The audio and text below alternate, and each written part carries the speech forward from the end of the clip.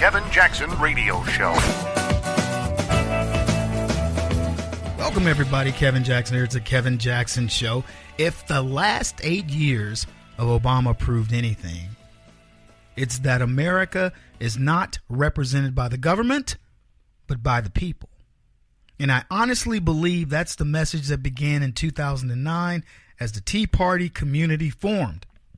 And look, folks, I own a group, the TeaPartyCommunity.com. It's a site that is like Facebook. It's meant to bring all of we conservatives together, of us conservatives together, so we can fight against this horde of leftism that has engulfed us. And I'm telling you, you're witnessing it right now. You're witnessing so many wins, and we'll talk about a lot of these today.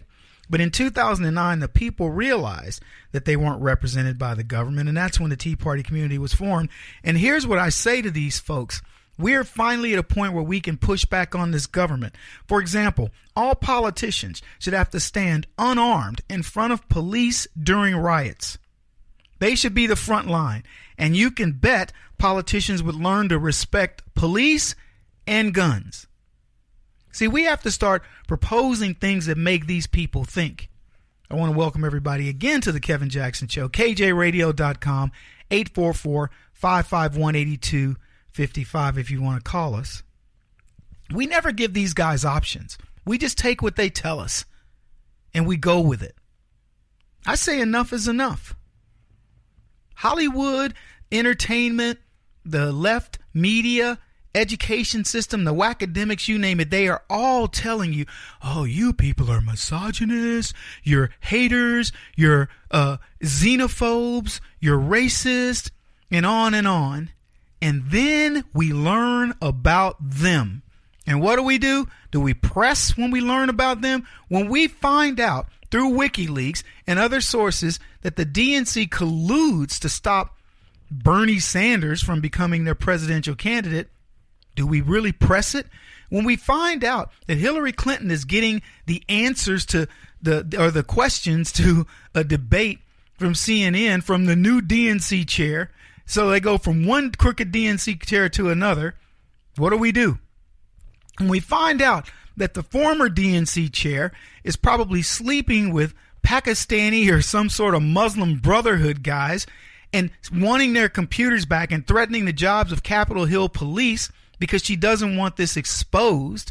And these are guys that are possibly selling our information. They've got the IT department of the government at their disposal. We do nothing. We find out Hillary Clinton's got secret servers. Barack Obama is running a clandestine secondary undercover government. And I mean, how many things do we need to go on?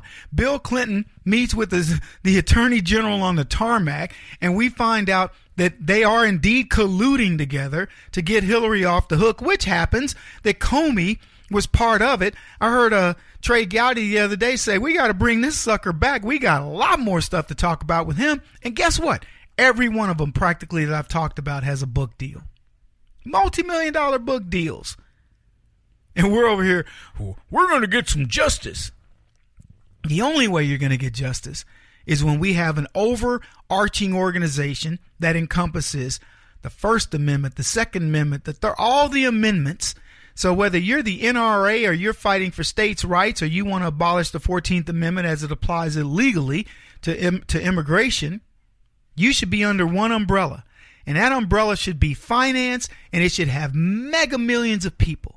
And those mega millions of people should do nothing except work on talking points and getting our message out of the conservative community, out of the echo chamber, and into the left. Now, I've proposed one way to do that. I got a friend, and he says, Kevin, I'm going to finance you for a year to do a project where you call black radio stations and you propose your ideas into these guys. So I'm going to be hiring somebody that'll do nothing but call black radio stations based on the strategies of my group. Maybe we'll have 1 to 3, 4 people. And we will have these people calling these shows and proposing things like, it's really funny that everybody calls Trump a racist, but Hillary Clinton, believed in Margaret Sanger, who called black people, human weeds, and she eulogized the Klansmen, and I've never heard anybody call her or Bill Clinton or Barack Obama racist for doing those things. I'm just going to hang up and listen. And my friend loved the idea.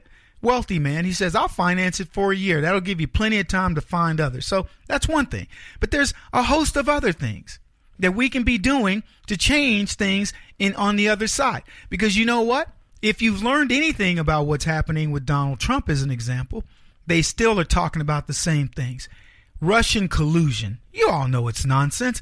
We actually started a meme where we're going to put Hillary Clinton with Putin. We're going to put John Kerry with some Russian. We're going to put, people with Boris and Natasha from the Bullwinkle series. And we're going to show Mueller not looking for anybody. And Trump's not going to be anywhere near a Russian. And we're going to have these memes floating around just for fun to say, hey, can Mueller spot the Russians? We've got to do things that are clever to get the other side to take a look. Because let me tell you, they're going to continue with this stuff. They're going to continue to tell you Trump's a moron. That's the latest. Oh, well, Tillerson said he's a moron. Did he? Why would Tillerson say that? I don't think Tillerson said that because I don't believe that Tillerson thinks that of Donald Trump. Now, supposedly Trump's upset with Tillerson for not backing him quicker. I don't blame him. When things like that happen, I've said to my teams, when somebody says something about a team member, you get in their face. They need to know they can't talk about your team member. So supposedly Trump's upset about that. But here's the deal.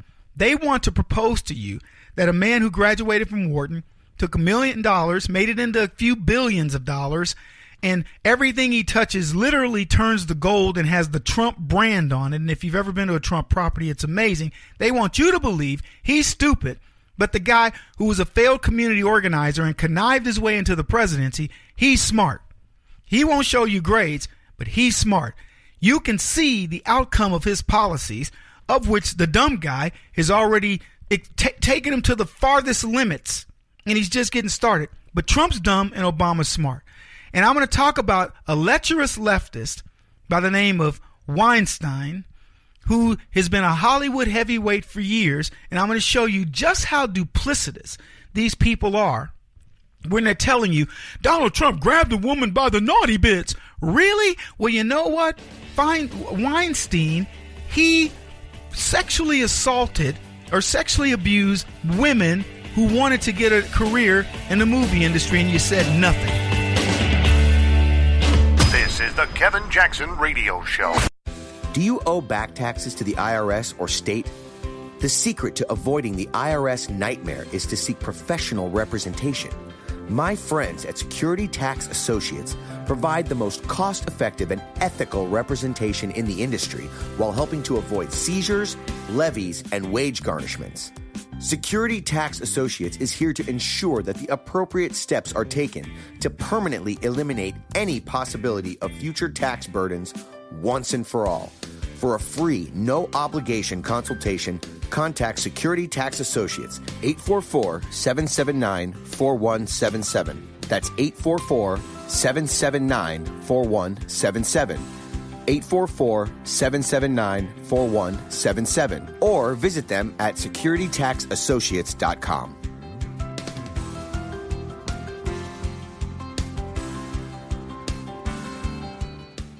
Beth Cook Moranville, author of Closer Than Your Breath, a book of hope. Hope, that wonderful, wonderful 4-letter word that you may feel completely out of.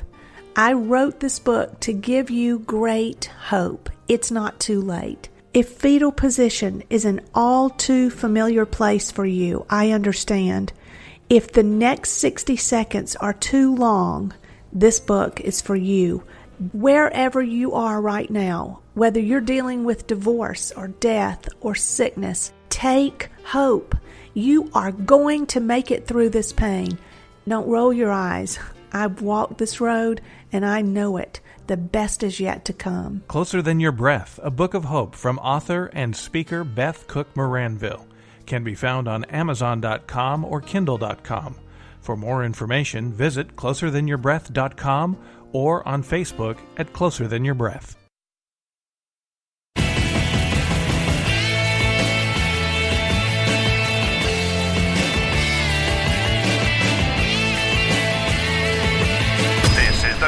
Jackson Radio Show.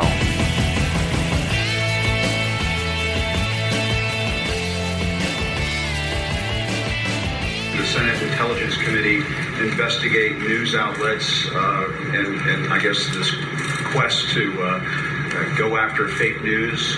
Does he value the First Amendment as much as he values the Second Amendment? Absolutely. The president is a incredible advocate of the First Amendment. But with the First Amendment, you have, hold on, I allowed you to finish. With the First Amendment, with those freedoms also come responsibilities. And you have a responsibility to tell the truth, to be accurate. I think right now, when we've seen recent information that says that only 5% of media coverage has been positive about this president and this administration, while at the same time you have the stock market and economic confidence at an all-time high. ISIS is on the run. Unemployment's at the lowest it's been in 17 years. We've cut regulations at a historic pace. We're fixing the VA for our vets. You've only found 5% of your time to focus on some of those big issues. And frankly, those are the issues most Americans care about. Not a lot of the things that you cover, not a lot of the petty palace intrigue that you spend your time on. I think that we need to move towards a certainly more fair, more accurate, and frankly, a more responsible news media for the American people. Welcome back, everybody. Kevin Jackson here. Let me ask you this. It's the Kevin Jackson Show. Now I'll ask you, who's winning in the narrative of fake news and real news? Who do you think is winning? What do you guys say? Trump or the left? Trump. See, my mindset is Trump is winning. We are still talking about fake news. We still use the terminology. Same way that we still talk about crooked Hillary, right? So I like that we are still doing this. And Sarah Huckabee Sanders, she just that was Jim Acosta. This guy from CNN, he's got a complete, I don't know. I'll just leave it at that. He's got a Jones for Trump administration and for you, because honestly, I see an attack on Trump as an attack on you because they're mad at you because you didn't pay attention to them. You didn't buy the narratives, the fake narratives of Black Lives Matter, the fake narratives of women, marches and things like that. And when we get into, I'm gonna be talking about this Weinstein guy here in a second, but when I think about all the things the left accuses us of and what we find out about them, there's a part of me that chuckles every time because, I'm a smart behind, but there's a part of me that gets very upset about it and says, why do we let this occur? This guy wants you to believe that, no, we're not putting out fake news. Have you looked at the stats of what's going on in this country? And I'm going to cover this as a separate story, but 1,000 ISIS members surrendered the other day in a major town. I think it's called Hawija or something like that. They've been part of Iraq. It freed up 16,000 miles of Iraq. It freed over 4 million people. That's who ISIS had sort of cordoned off under Obama. And Trump said, I'm going to kick their butts. And he's doing it. And not a peep. Not a peep. They want you to believe that Donald Trump's losing in the battle of the NFL, poll after poll. Oh, the people are starting to come around and believe that it's okay to be a protester and to kneel during the game. Really? Explain that to the NFL, because they and the networks are behaving quite opposite of what you're telling me the polls are. And let me tell you, there's no question in my mind, if the NFL felt like things were swaying in the direction of leftism, they would continue down that path. They're being forced to look at things objectively, and they don't like it. So, look, you are winning these battles. And the other thing you're doing, when these pollsters call you, you're going, whatever. What do you need to hear? You're not responding to them. They can't get real data from you, and it's very smart. Keep it that way. They ask you questions. Did you like Hillary Clinton? Love her. You like Bill Clinton? Amazing man. Barack Obama? Rock star. Just lie through your teeth. Let them go off on their false journey. They still poll, get this, they still poll overwhelmingly Democrat. Overwhelmingly. After the beating they took, after the brutalization of Hillary Clinton, they're still polling Democrat. Anyway, so we got football to talk about. There was a teacher, we'll cover this later as well. I'm just kind of setting you up for what I want to talk about today. I know it's a little unorthodox because we normally just dive right in. But I want you to know what's going on in the world. There's a teacher who some fifth graders threatened to behead her. Fifth grade Muslims said, if you don't, let us do what we want to do, then we're going to behead you. And she quit. And the story's harrowing in many aspects because it goes to show you this so-called culturalization, multiculturalism that everybody's talking about is so wrong. Dinesh D'Souza says this isn't about, and I've said the same thing. America is one culture. We're made up of a lot of different people, and their traditions and things like that. But we are one culture. We're not a multicultural society. If you try to be multicultural, you lose. We are the reason why, people say, well, Kevin, y'all's politics, man. You guys, y'all only have two parties essentially, because all these other places have 10, 12 parties. Because they're like, well, we have the Muslims, we have the Chinese, we have this, and that's what they're struggling with in all these other cultures. We have two parties. And some people are, Kevin, we need more parties. No, we don't. We need one mega party. And we need two people, or, whatever, who say, even as many as three, if you want to go independent, who fight to say, we are truly going to be the pulse of the nation and bring it together. That's how I see this. Now, Barack Obama would say, yeah, I was the pulse of the nation for 8 years. No, you weren't.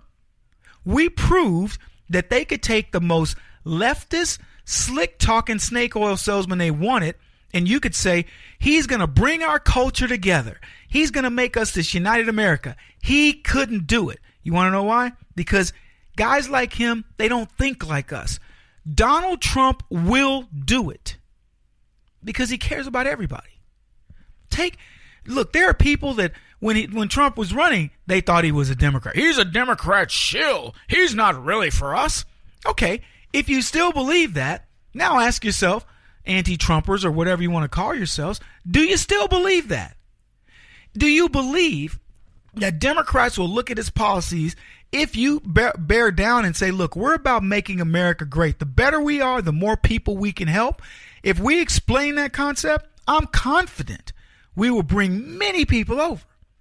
But Donald Trump is saying we are one culture, the American culture. That can include Muslims who don't buy into the nonsense of Sharia, who buy into our Constitution. I listened to an illegal lawyer in New York. He's got his law degree in New York, talk about the constitutionality of illegals wanting constitutional rights or having constitutional rights. It's ridiculous what these people think.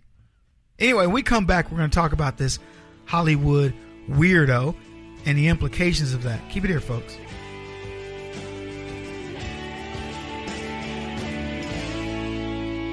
This is the Kevin Jackson Radio Show.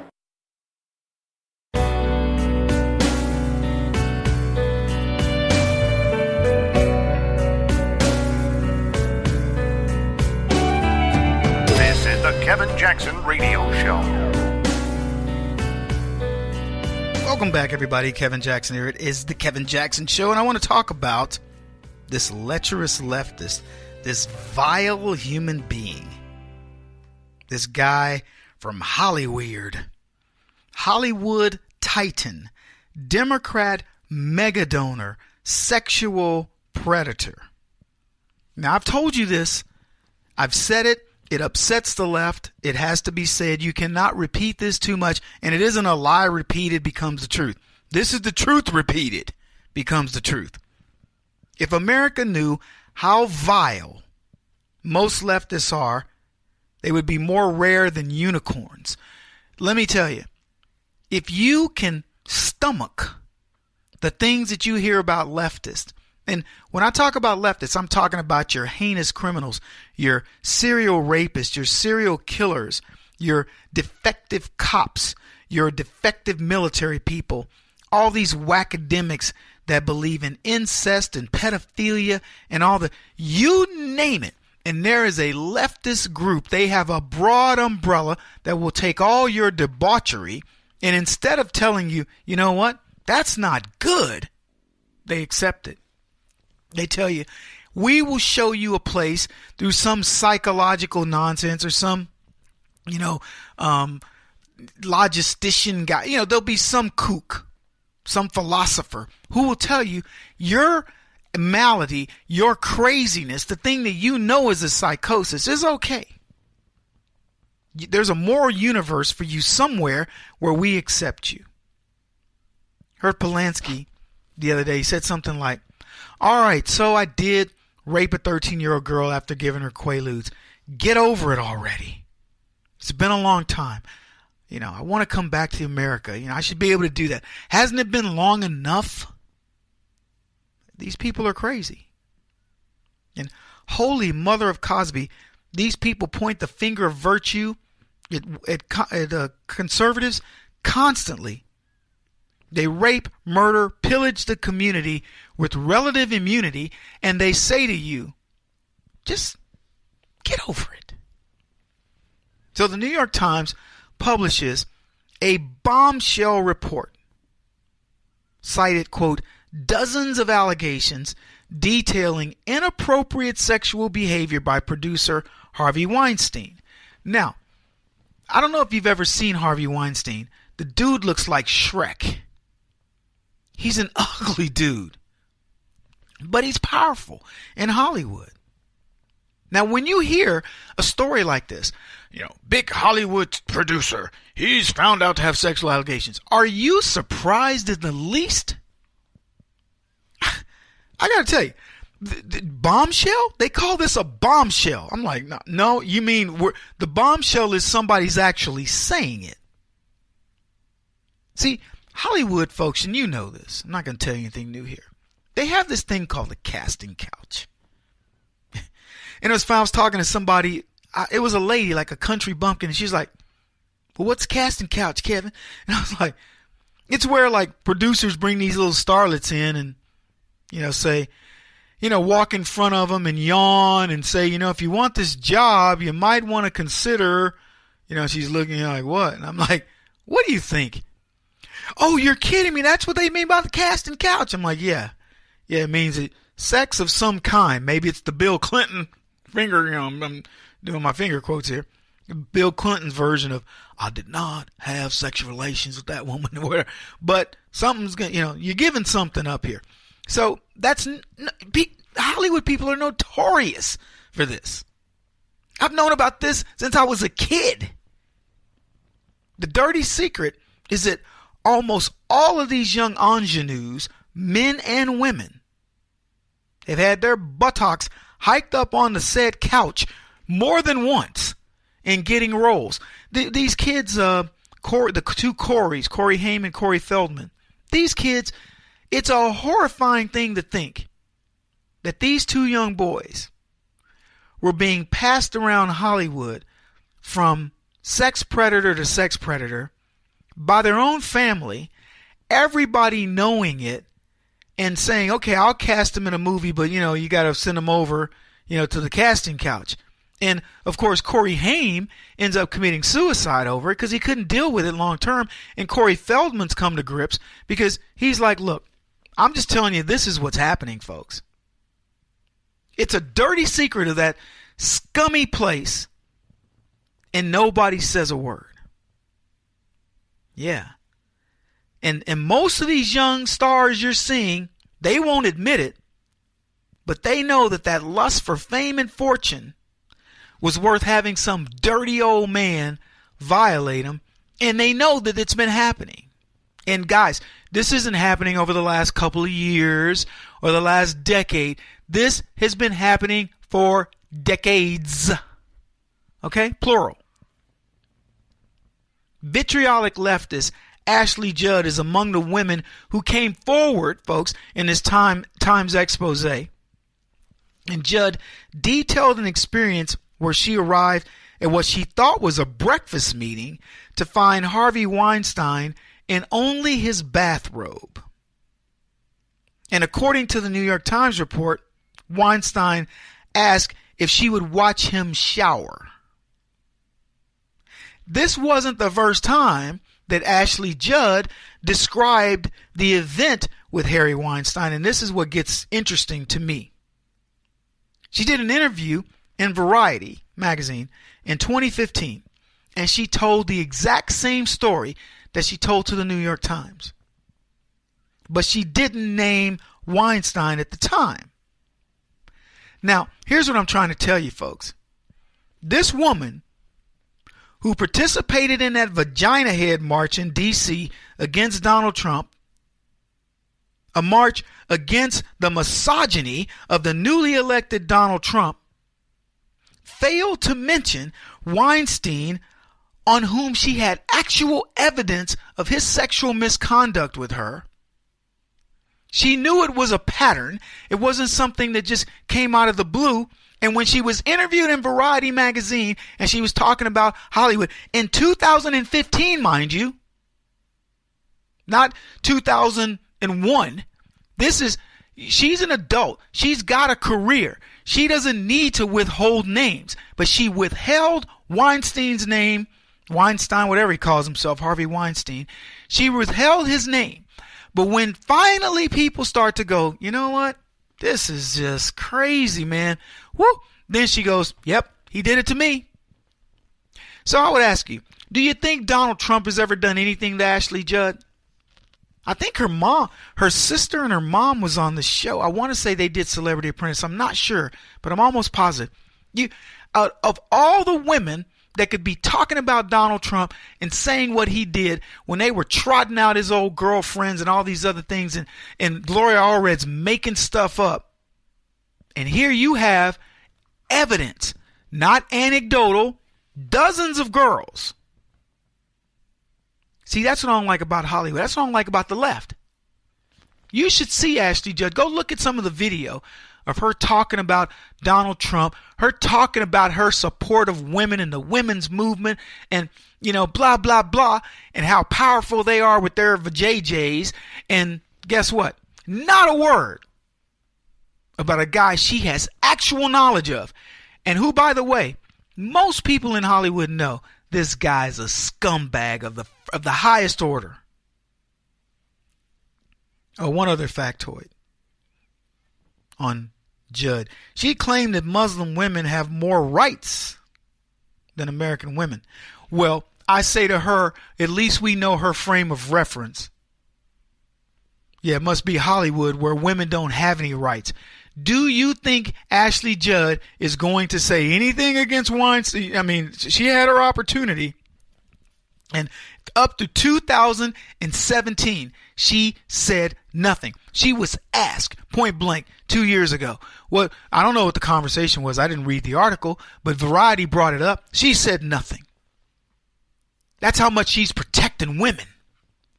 How many other women do you think are involved in this? We're going to get to this in a second. But I'm going to put these people on blast because they're disingenuous liars. They want you to believe they're going to protect your daughters. They want you to believe they care about your daughters. They don't care about your daughters. Are you kidding? It's the last thing they care about. Oh my goodness. This story just cracks me up. Hollywood is like, according to the trades, they're like, oh my gosh, it's gotten out, about Harvey. Let me tell you, he's not the only one. There are many of these folks. The people I was talking about passing the two Corys around, these people should be in prison. But they're still making movies. Parents are still taking their kids there, their children there. And these young starlets are coming from all these little bodunk towns in the Midwest, going up to New York and hitting the casting couch, not knowing what's hitting them. Why am I here? Why am I doing this? Because you dream of stardom, baby. Kevin Jackson on the Black Sphere Radio Network. Do you owe back taxes to the IRS or state? The secret to avoiding the IRS nightmare is to seek professional representation. My friends at Security Tax Associates provide the most cost-effective and ethical representation in the industry while helping to avoid seizures, levies, and wage garnishments. Security Tax Associates is here to ensure that the appropriate steps are taken to permanently eliminate any possibility of future tax burdens once and for all. For a free, no-obligation consultation, contact Security Tax Associates, 844-779-4177. That's 844-779-4177. 844-779-4177. Or visit them at securitytaxassociates.com.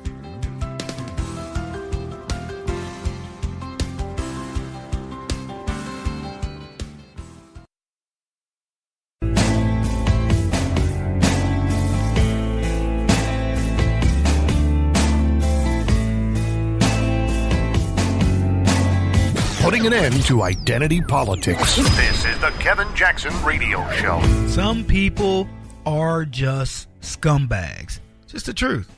Welcome back, everybody. Oh, Kevin, that's not a good word for radio. People get a... No, you haven't heard it? I have people all the time. Kevin, I don't use certain words. Okay, I get it. I don't like to use the word scumbag. I think it's horrible. I mean, there's worse. But that's what the people in Hollywood are. That's what all these people who hate you are. They're scumbags because they won't even give you a chance. They don't want to hear what you have to say, but they will go and listen. Hey, I love this Harvey Weinstein story. You want to know why? There's hardly a Democrat on the planet that hasn't accepted tens of thousands of dollars, if not more, from this guy. Barack Obama's cheesing with him. Bill Clinton, oh, you know he's cheesing with him. Hillary, Pelosi, Schumer, he's all over. They love this man. Michelle Obama beamed over Harvey Weinstein. He's so amazing. He's this and he's that. Yeah, he's a scumbag. And what's funny, and it's not funny, Weinstein and people like him, you know what they'll do? They're like these lecherous leftist coaches. They'll say, "Oh, I'm helping the kids. Yeah, I love coaching the kids." No, they don't. They're making, illegal sex videos and selling them in Taiwan while you're thinking your kids are getting coached in football because you trust them. Trust none of them. All these guys smiling with Harvey Weinstein. Oh my God. Yeah. And he's writing fat checks. And you know what? He writes a fat check. They give Hollywood more money. He gets to molest and sexually predate on anything that walks. And everybody's cool. They're keeping his dirty little secret. They kept this guy's secret better than JFK's. That's the truth. When it was found out that Harvey Weinstein, when they finally let it go, there was one, I don't remember the article, but I read one and it said, the guy goes, "I'm shocked it's taken this long." Another Holly weirdo dude. He said that. They know this guy's doing this and they didn't say a word. Now they say a handful of women have come forward. And the report said that Harvey Weinstein reached confidential settlements with at least 8 women. All right? Yep. Settled no fewer than 8 sexual harassment complaints, including actress Rose McGowan. I don't know who Rose McGowan is. Do you know who she is? I don't. Let's find out. You know? So she was in Charmed. I watched it. Every now and then in the morning I just turn it on and I watch it. So she's that redhead. Because there's some kooks. Well, what's that girl? Alyssa Milano. We talk about her a little bit. Anyway, Rose McGowan, according to my producers, is a young lady that played in Charmed about the witches. And I can see her face. I know it's not like she's not a stunner, but she's not ugly, but she's not a stunner. But anyway, so Rose McGowan, she's one of the people that sued Harvey Weinstein. A former Weinstein Company employee by the name of Lauren O'Connor detailed some of the allegations over a 2-year period. But Weinstein's sexual predation, they say, took place over 25 years, folks, from 1990 to 2015. if you believe that there's only 8 or so women that need to sue this clown, then I want to sell you some Louisiana swampland, for prime development. This guy has been doing this for years. And I mean, like clockwork. He's got a process. And you better know there are hundreds, not dozens, hundreds of these conquests. And what's funny, he was married for part of the time, and he used the institution of marriage as a cover, as a good guy. And you better know he had all kinds of charity works, most of it being the charity of the Democrat Party. That's what this guy did. 25 years, folks. I'm going to drive this point home. 25 years of sexual abuse of women, and the media want to tell you it's 8 or so. Take Bill Clinton, Bill Cosby rapes, and Tiger Woods affairs, and you won't come close to the number of women this dude abused. Hundreds of these ladies are going to be too embarrassed to admit what they did in order to acquire their careers or further their careers. They're embarrassed. They're married now with kids. They've got the careers. Now it's either, I've seen the ugly side of Hollywood and I'm done, or I'm still in it and I don't want to rock the boat. I'm just going to leave it at that.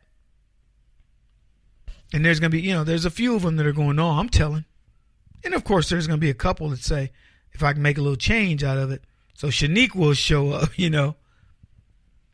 But ironically, these are the same chicks who allowed this to occur, recurring every single year to next year's batches of young women wanting to, find their place in the sun. These little country bumpkins that descend on Hollywood year after year. The same harlots who decry Donald Trump, calling him a misogynist while not naming him in interviews. And Weinstein commented, I appreciate the way I've behaved with colleagues in the past has caused a lot of pain, and I sincerely apologize for it. Though I'm trying to do better, I know I have a long way to go. Yeah, you do. And what's Harvey Weinstein's self-imposed penance? Well, first he's going to take a leave of absence.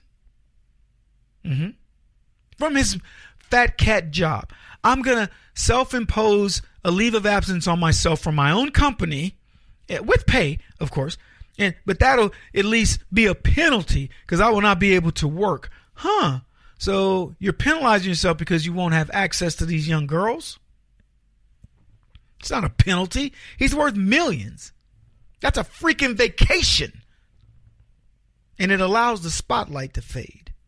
See, I want this guy in the light of day. He's a cockroach.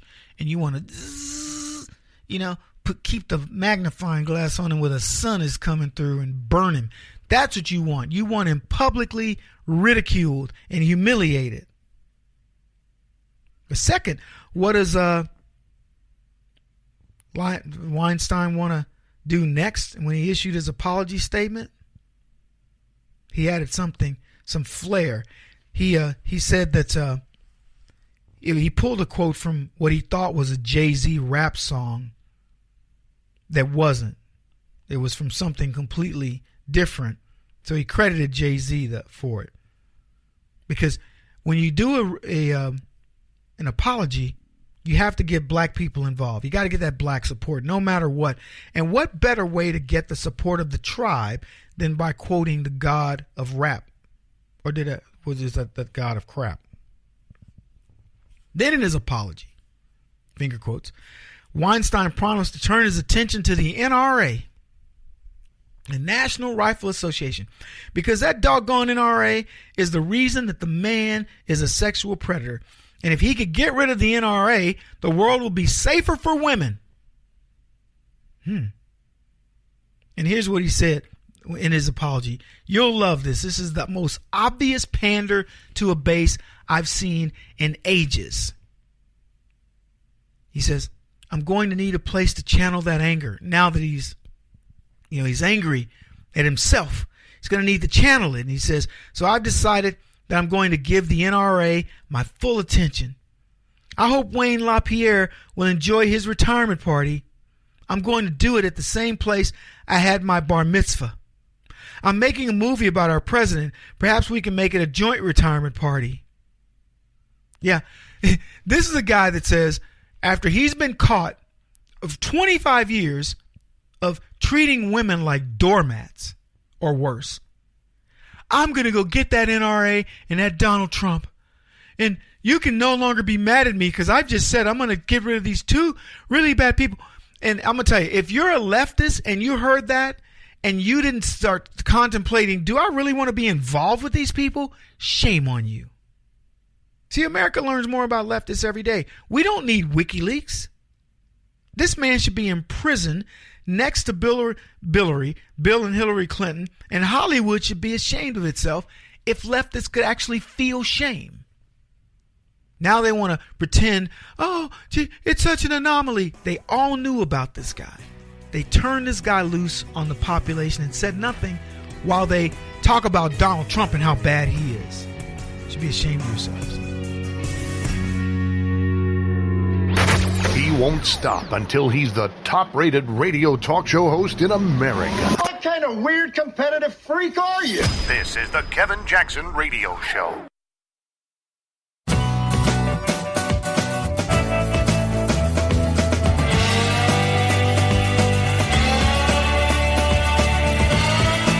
This is the Kevin Jackson Radio Show. Welcome, everybody. Kevin Jackson here. It's a Kevin Jackson Show. Yeah. Lots to talk about. Lots going on over the weekend. I'm sure you guys had a great one. I'm going to tell you something. No matter what you were doing, I'm warning you. The left was plotting against you. Yes, they were. They don't care about you. They care about their agenda. And let me tell you something. Lots of news broke. We had to do a best of on Friday because I was busy. Had many things to do, and I couldn't get Brett, my conservative millennial, crazy millennial, to do the show because he was busy because we are fighting against the leftist scourge in our own ways, sometimes uniquely so. So I apologize for that. Hopefully you enjoyed the show anyway. But anyway, I want to focus on where we are right now. We've got still the NFL. There were things that happened with Donald Trump that you didn't even hear about. ISIS wanting to surrender. Donald Trump made an ominous statement the other day. He said something like the calm before the storm. He knows something's brewing. I think he's in these intelligence briefings, and he sits in them versus Barack Obama, who says, phone me from the golf course, just give me an update while I'm at the golf course. Trump is involved, and something's up. I don't know what's up. Another thing that happened, Sessions is out kicking butt on these illegals all over the country. You're not hearing a word about it. You're not hearing a whole lot about probably one of the biggest scandals that's come around in a long time. It's a pop culture scandal, but that pop culture scandal bleeds over into everything that we are as a country. See, that pop culture scandal has to do with this lecherous Holly weirdo, a titan of Hollywood, Harvey Weinstein, I don't know how you pronounce it, but whatever. Harvey Weinstein. And this is a guy who is a huge Democrat donor. There's hardly a big name Democrat that hasn't been pictured with Harvey. They love the guy. He throws galas for him. He makes the movies that they want you to see. There's a movie coming out right now. It's called The Professor and the Wonder Woman or something. It has to do with the guy who created the characters of Wonder Woman. The character of Wonder Woman. And I'm not kidding you. Wonder Woman, who is supposed to represent the wholesome American woman of power. She's Superman's girlfriend, if not his wife. And what do in Hollywood? They make her bisexual. Yeah, look at the trailer, y'all. Have you seen it? That trailer cracks me up. I was watching it. Every time I see it, I'm like, hey, check it. trying to get Melissa or anybody around me I'm like, look at this. The sexual innuendo of the young girl who's, like she tries to kiss Wonder Woman. I don't know how, I'm not going to see the movie, but there are two women and the professor who creates these women that end up becoming Wonder Woman or something. I don't know how it's going to work out, but they always have this sexual tension between the women, and then they show the guy walking with his two girls.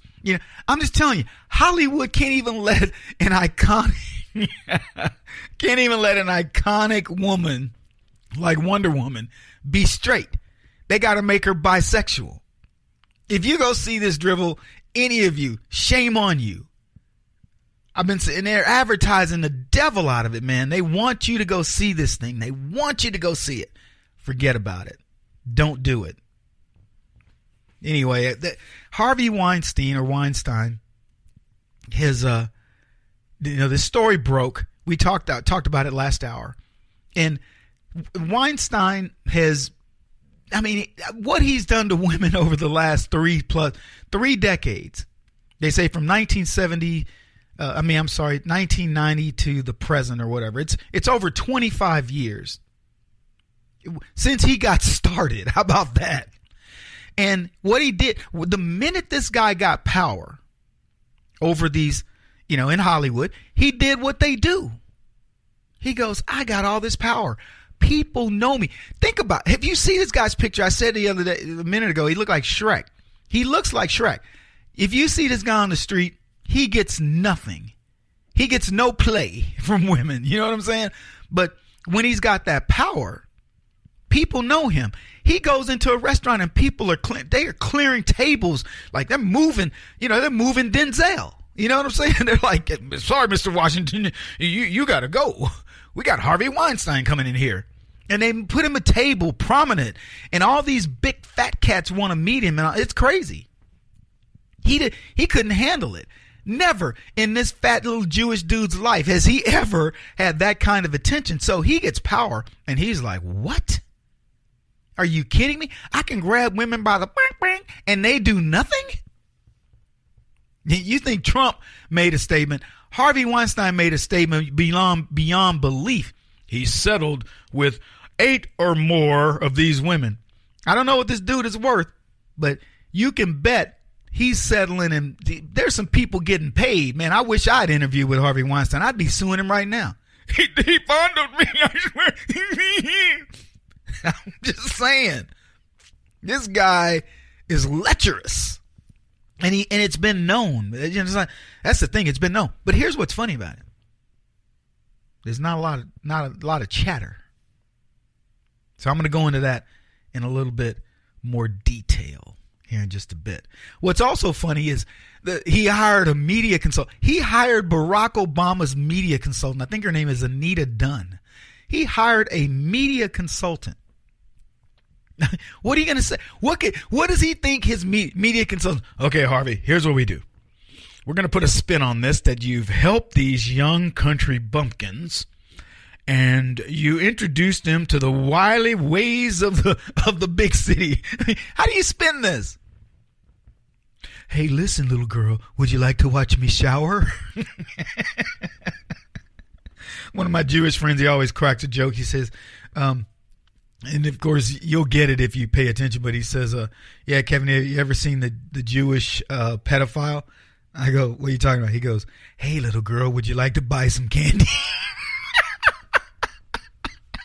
Get it? Buy some candy.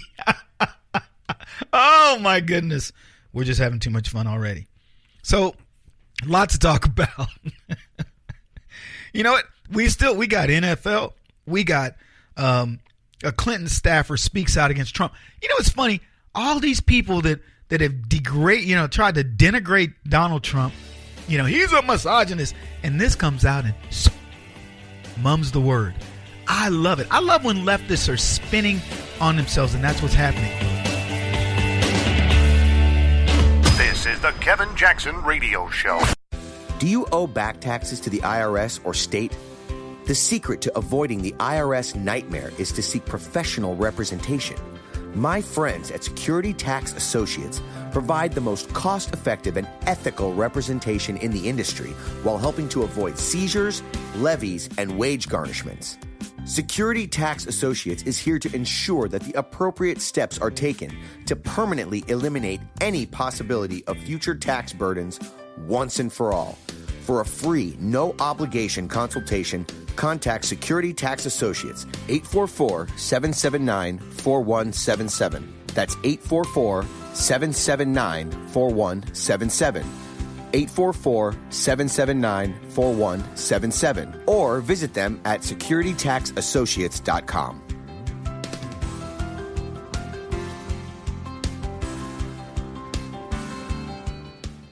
Beth Cook Moranville, author of Closer Than Your Breath, a book of hope. Hope, that wonderful, wonderful 4-letter word that you may feel completely out of.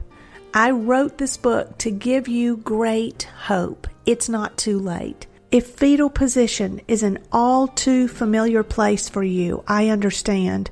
If the next 60 seconds are too long, this book is for you. Wherever you are right now, whether you're dealing with divorce or death or sickness, take hope. You are going to make it through this pain. Don't roll your eyes. I've walked this road and I know it. The best is yet to come. Closer Than Your Breath, a book of hope from author and speaker Beth Cook Moranville, can be found on Amazon.com or Kindle.com. For more information, visit closerthanyourBreath.com or on Facebook at Closer Than Your Breath.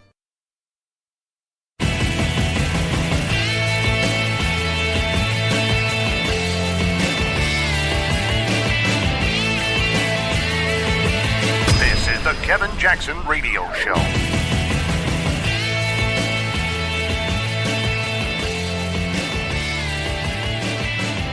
Welcome back, everybody. Kevin Jackson here. It's the Kevin Jackson Show. So, there was another act of terror that occurred in London, I believe. Was it London? Had a guy, he ran up on in a car. He goes up onto the sidewalk and starts running over pedestrians. And I think he ran over like 7 people or something. And I didn't even bother to really do a lot of research into the story because it's becoming the norm. You could see the guy on the ground, his mouth was bloody. I don't know whether he got hit when he jumped out of the car. Who knows, but his mouth is bloody. And of course, I'm just going to go ahead and say it. He looks Muslim. Yeah, he looks like he's a Muslim. Muslim terror attack in London. Is it a biggie? Nah, not really. Not in the scheme of things.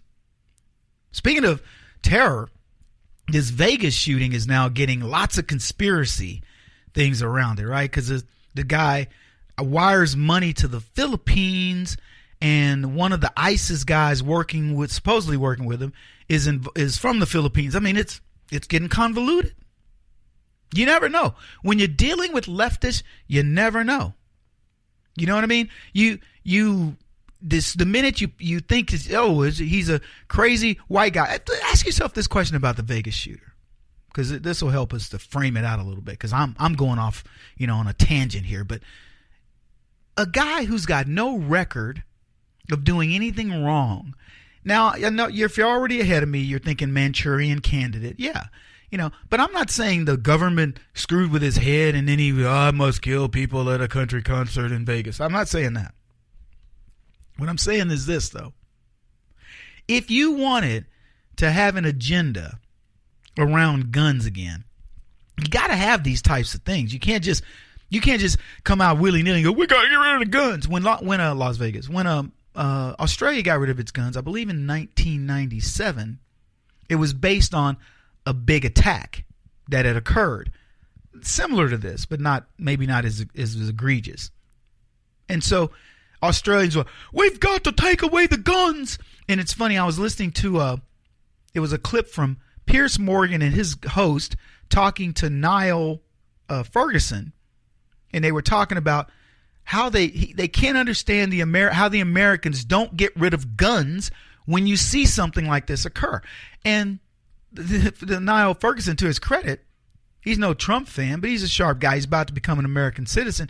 He's like, it's easy to jump to that conclusion, but you must remember that there are lots of guns in America. And so he gives a pretty decent explanation to say, this guy, everything, all the processes to put into place to prevent people from getting a gun, he would have passed all of them. Former government subcontractor. Now they're tying him back to like clandestine agencies. So the Manchurian Candidate thing might be real. But here's my point of this. He's saying this guy was squeaky clean. He had nothing. I mean, it was hard to find a traffic ticket on this guy. There were no indications through paperwork that this guy was a kook. So where did he come from? How do you protect against that? And then the bigger thing would be, because I would say to the people in Britain who always talk about this, Britain, do you have any gun deaths? Yes, they do. You know who's killing people? Thugs. Let me tell you something. The underground in Britain, they don't want to tell you this, but it's a fact. I know this. I've been there. These guys have guns. They go around extorting and doing other things. You want to know why? Because they know you don't have a gun. These guys have a gun. They're willing to risk it. They know how to toss a gun. They know how to shoot cops. They know how to do whatever they do. So this idea that there are no guns, and I already went through the whole thing. They have lots of knife attacks and all that. I'm never going to defend the gun lobby. We should have guns, and there should be no discussion. Don't even talk to me about bump stocks and all this other stuff. I get it.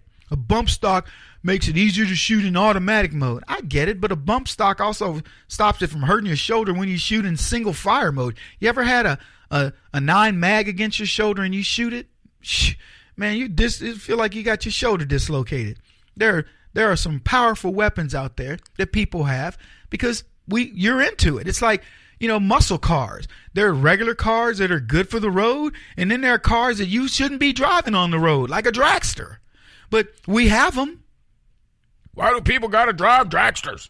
Oh, Kevin, dragsters don't kill the way assault rifles kill. Really? Assault rifles don't kill. The number of people that were killed by this illegal assault rifle is going to skew the numbers to the point where they might end up over 400 this year. 400 deaths from assault rifles.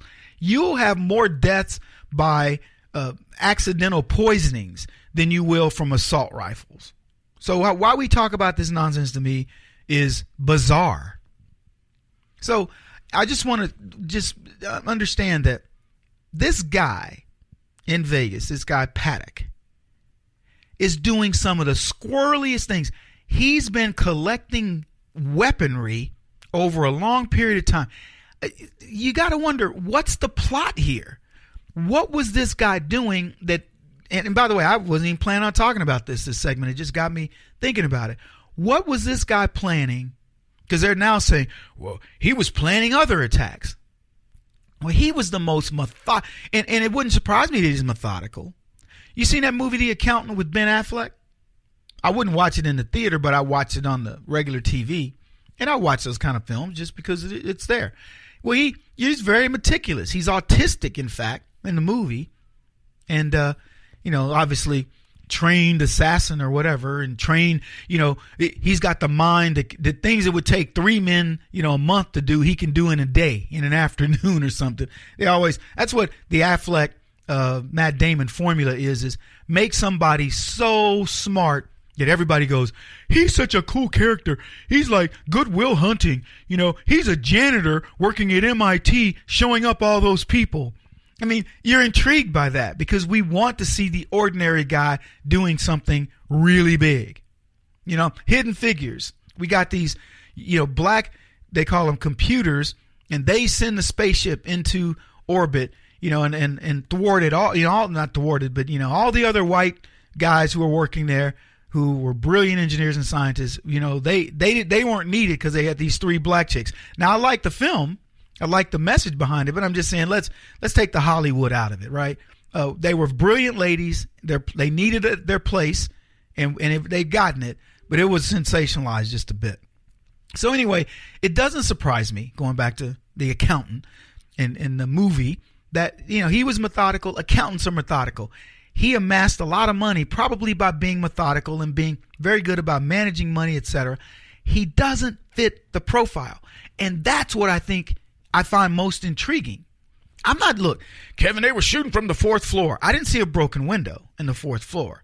And what looked like the flicker of a gun could be, branches of trees as you drive by. You can see lights flicker like that easily. So I'm not buying into the whole conspiracy thing in that regard. But I buy into it from the standpoint of the guy had done nothing. He was squeaky clean, cleaner than the preacher's sheets. And I'm going, how does that occur?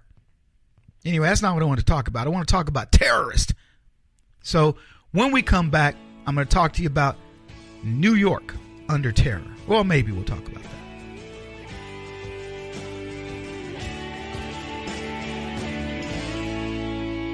This is the Kevin Jackson Radio Show.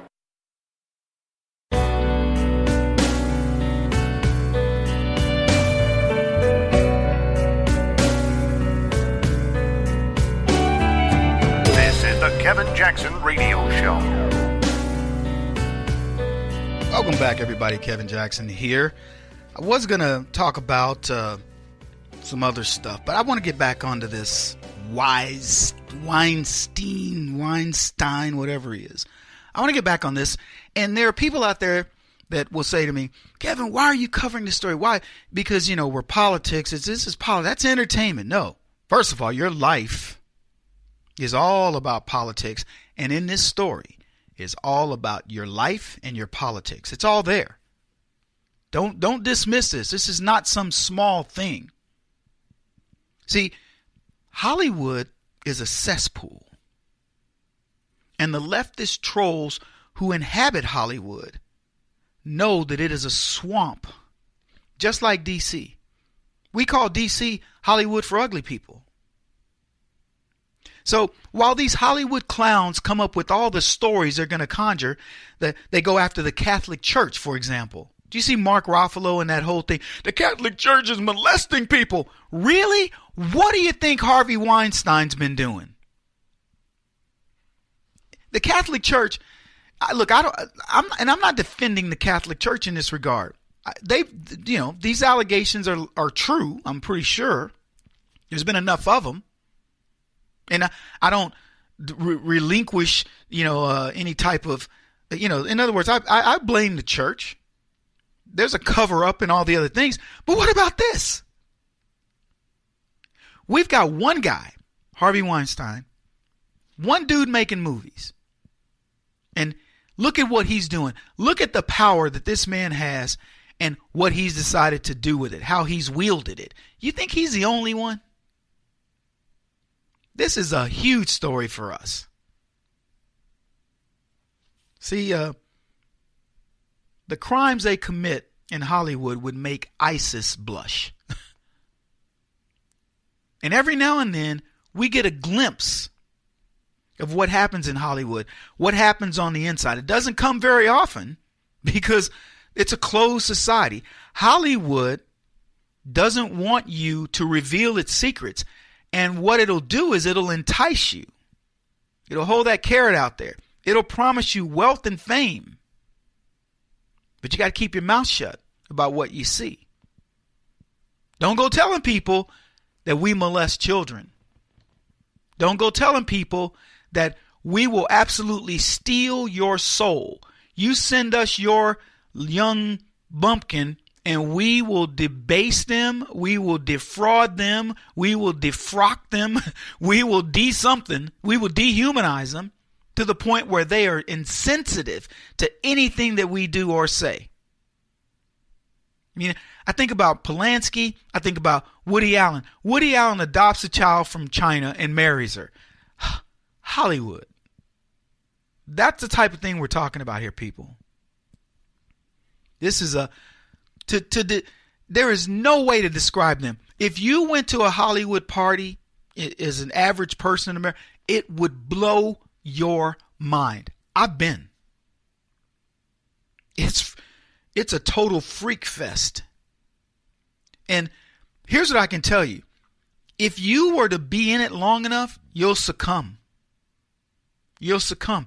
You want to, be in the Lamborghinis. You want to wear the cool sunglasses and the cool clothes and have the entourage and have people. I'm just saying, there's a point in everybody's life where that's alluring, man. It's like, whoa, it takes a lot to go, I don't even care. Now, many of us, you're listening to me and you're going, Kevin, I wouldn't, man, I don't. Yeah, I get it. You've matured to the level that doesn't entice you any longer. You're okay. I get it. Pat yourself on the back. Feel good. But many people don't. They see that. And they see it as I'm going to go change it. I'm going to go do something good. Same thing that politicians take to D.C. They take the same sensibilities. You know, they've been raised right, etc. Same things your kids take to college.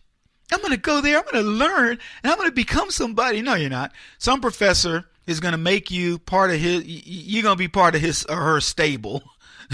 And they're going to threaten you with grades, and you're going to succumb and capitulate. You're going to stop appreciating God. You're going to practically become a devil worshiper. And I ain't even going to tell you the rest of the stuff that you do. Then 15 years later, you're going to be telling some shrink about it, feeding the system as you explain why you participated in, every weekend in orgies and, played, went with the football. Just all the stuff you're going to do, you're going to have to spit it out. You're going to have to purge your demons and hope that you can survive it. I mean, that's what leftism is all about. And look, folks, I'm not going to disagree. Look, when we were teenagers and in that coming of age period in life, guess what? You're going to do things that you probably don't want your parents to find out about. But some of it, if they found out about it, you would go like, okay, yeah, I did that. Some of it, you'll go, oh my gosh, I never want them to find out. The regrets of it, right? Remember, alcohol loosens inhibitions. So you may end up doing something you regret, or worse.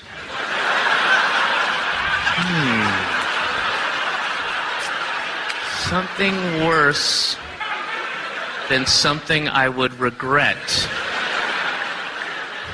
Something so vile and it just a crime against humanity, so amoral that you don't even regret it.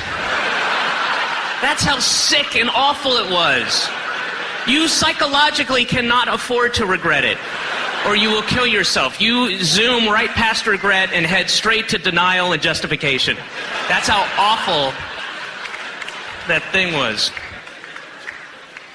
Yeah, so we get the real inside around Harvey Weinstein. And the theory is that his brother may have been the person who actually leaked this story to the New York Times.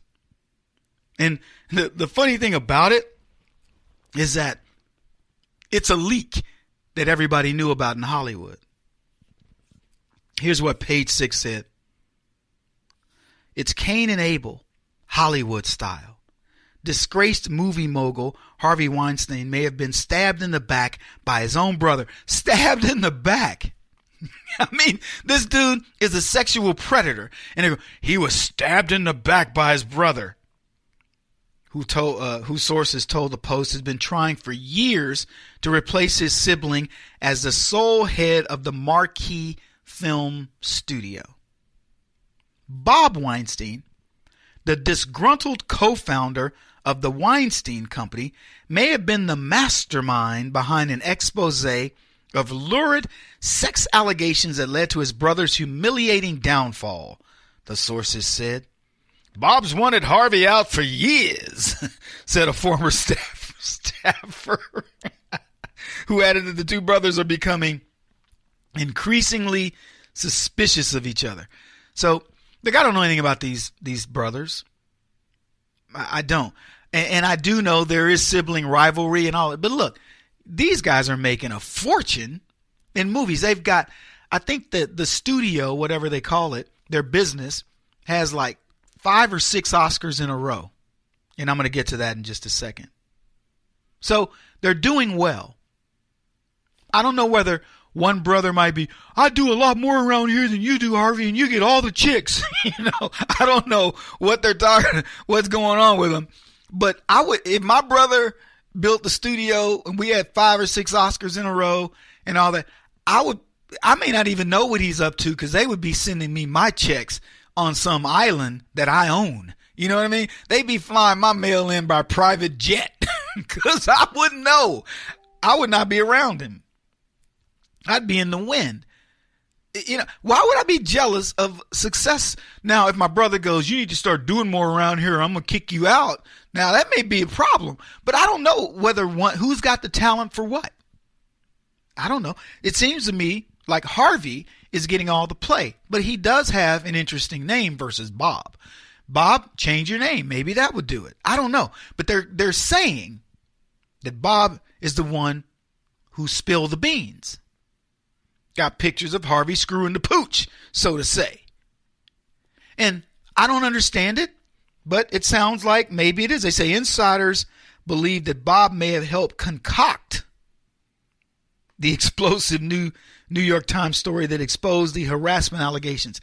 Now, what I found interesting about that comment is that the writer of it on page 6 seems to believe that this is a concoction. That this is a made-up tale of, pardon the pun, of, Harvey going after all these young ingenues. Now, I don't know how it can be a concoction when the dude has settled, Harvey, has settled with no fewer than 8 women. And I bet you they settled for a lot of coin. I'm going to find out what he's worth. You guys find out what this dude's worth before we come back. I want to know.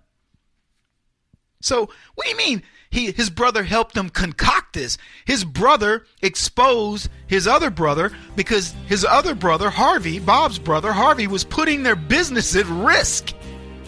I'd say that's a reason to expose your brother. Kevin Jackson on the Black Sphere Radio Network. Do you owe back taxes to the IRS or state?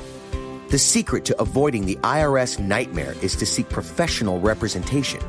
My friends at Security Tax Associates provide the most cost-effective and ethical representation in the industry while helping to avoid seizures, levies, and wage garnishments.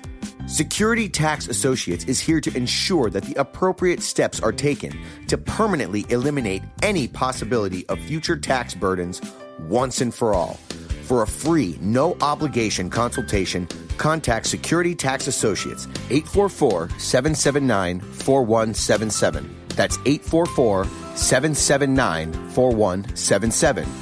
844-779-4177. Or visit them at securitytaxassociates.com.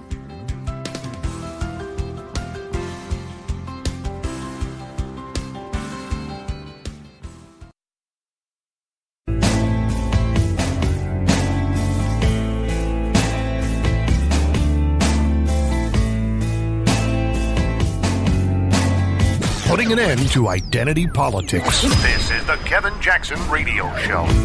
Welcome back, everybody. Kevin Jackson here. You're listening to the Kevin Jackson Show. Bob may have even fed this story to the Times, the insider said. Who am I speaking of? I'm speaking of Bob Weinstein, brother of Harvey, the sexual predator. Glad you guys are here. This story's big. It's huge. It touches socio-political, its tentacles are in both of those areas. It's in pop culture. It's the whole deal. It's all that in a bag of chips, as they used to say when I was a kid. You got this Hollywood elitist who hobnobs with the biggest politicos. He's been seen with Barack Obama, Michelle Obama, the Clintons. He is a mover and a shaker. And you know the influence Hollywood's had on pop culture. It's had on your kids. These people get together and connive on the types of films to make. They decide, hey, we're going to go after the Catholic Church. We're going to go after GM for moving its company from Flint, Michigan, but they won't go after the unions. They won't go after the Democrats. They won't go after each other. You wonder why the two Coreys could get no traction in their lives and their story about being passed around like sex toys amongst Hollywood's elites. It's because they're not going to make that story. People are afraid of guys like Harvey Weinstein. What is it? Which is it? They're afraid of him. The Weinsteins. Harvey and Bob. Harvey's the bad guy, okay? In case you've forgotten. But they are afraid of him. Do you know how they got their start? In the 1980s, they formed a company called Miramax. That company was named after their parents, the Weinstein parents, Miriam and Max. They acquired the rights to 2 British films, and they were for the show for Amnesty International. They edited the 2 films into one movie and tailored it for the American market, and they released it as The Secret Policeman's Other Ball. Excuse me. And then they got wider attention in 1988 with the release of a film called The Thin Blue Line. So these guys are sort of, anti-cop. If you wonder how we get to this place where we are, think about the films that show police corruption more than they show police nicety. Now, don't misunderstand me. I know how films have to be made. I watched Richard Gere in that movie where he plays a really, just a sinister cop, kills people, rapes their wives, whatever. And I get it. You're trying to make a film. You want people to go. You got to talk about the dregs, but at least say something to the good officers that are out there. Don't just have an agenda. Hollywood has an agenda. If former President Obama goes to them and says, "Hey, we need to show, white people being cruel to black people, cops killing black people," fine, we'll make you some movies. It's that simple. Oh, you want to make smoking bad now? Fine, we'll make movies where only the people smoking are crackheads. You ever see that now? In the movies, if they're smoking, it's like, yeah, man, the guy, man, he killed that guy right over there. Yeah, man. He's all nervous with his cigarette. They don't show people glamorizing like in the old days. Yes. And as I was saying, bring me another drink, please. Hollywood is in collusion, folks, with politics to change public perception. I just told you about that new Wonder Woman movie. Holy cow. Anyway, that's the background of those guys. And what it did is it allowed Harvey Weinstein to amass $170 million. That's what his net worth is. Thanks, guys. Appreciate you giving me that number.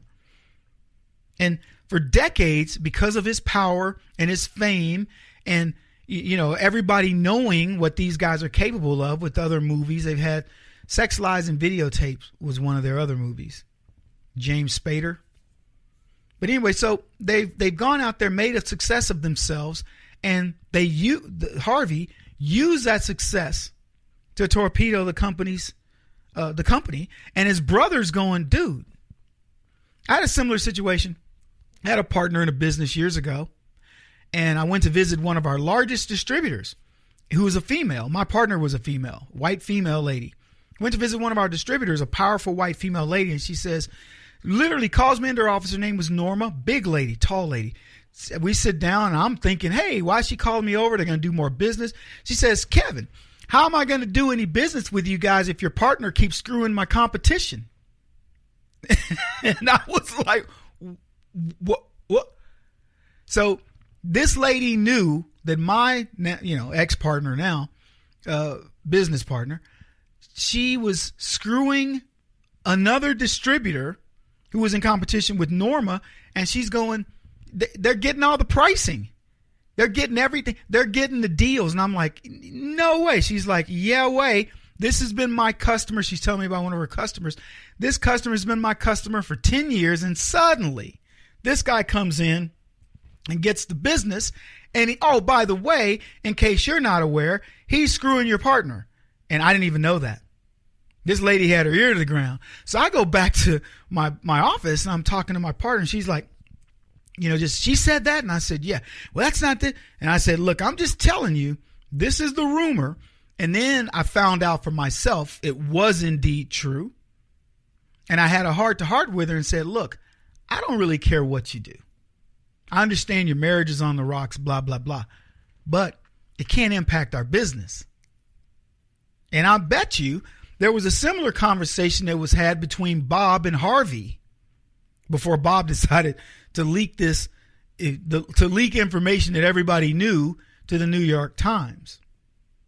And that's a terrible situation to be in, where a partner puts you in a situation to have to go defend them. And, people are asking questions. I went to another rep in my business, and he asked me, I sit down in his office, I'm like, hey, what's going on, John? He says, hey, so, how long's your partner been screwing Castaldo? And I was like, what? And I'd already heard at this point, but I played dumb, but I couldn't believe he actually said it like that. So this thing started circulating through the industry, and we're getting the reputation of, hey, Kevin's in partnership with that woman that's screwing everybody. And I was like, whoa. Yeah, it was not cool. Anyway, here's what they said about Harvey. Everybody knew this. This is from Slate. For years, both women and men told the Times Weinstein has promised women help with their careers in exchange for sexual favors, naked messages, or their agreement to watch him bathe.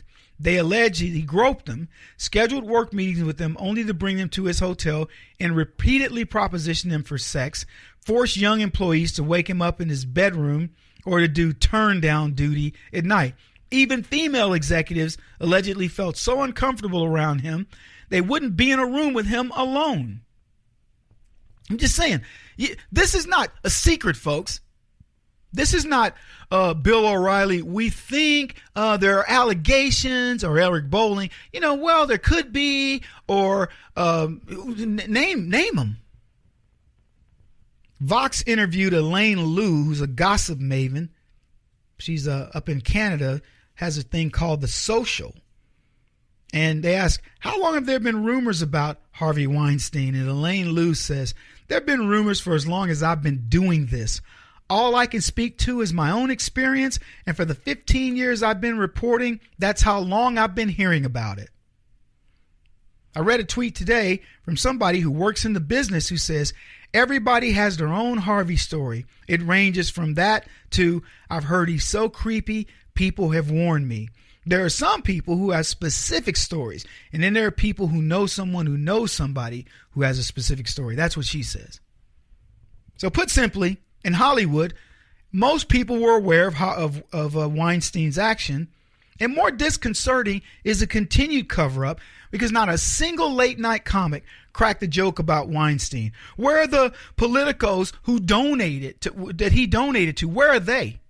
These late night comics haven't done a thing. The politicos are saying nothing. Hollywood, it's mum's the word. Page 6 says this. Yet Weinstein has one of the most successful production careers in contemporary Hollywood, winning 6 Best Picture Oscars and lending his name to dozens of other critically acclaimed films.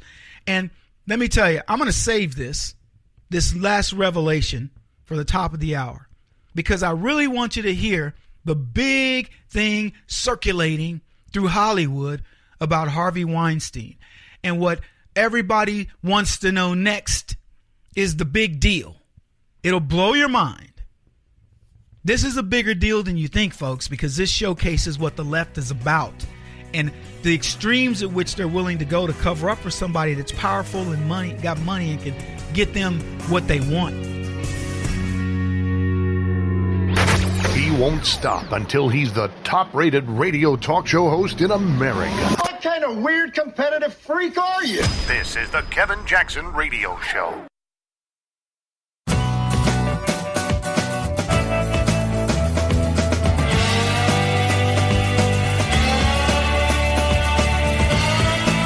This is the Kevin Jackson Radio Show. Welcome, everybody. Kevin Jackson here. It's the Kevin Jackson Show. KJRadio.com. We've been talking about a lot of things, and there's a ton of other things going on. I could be talking about the NFL and the protest. Woohoo! Yeah. Who do you think's winning that battle? I love how the left, the media, Donald Trump cannot win, blah, blah, blah, this, that, and the other. There's a clip that we got from a guy's name is Niall Ferguson. He's a Brit. I mentioned him earlier in the broadcast. He's now becoming a citizen of the United States. And he's not a Trump supporter, but he says something in an interview about Donald Trump and pop culture that I found very interesting. And you guys make your assessment of it. I've been saying it, but sometimes it's good to hear it from other people, especially when they have a British accent.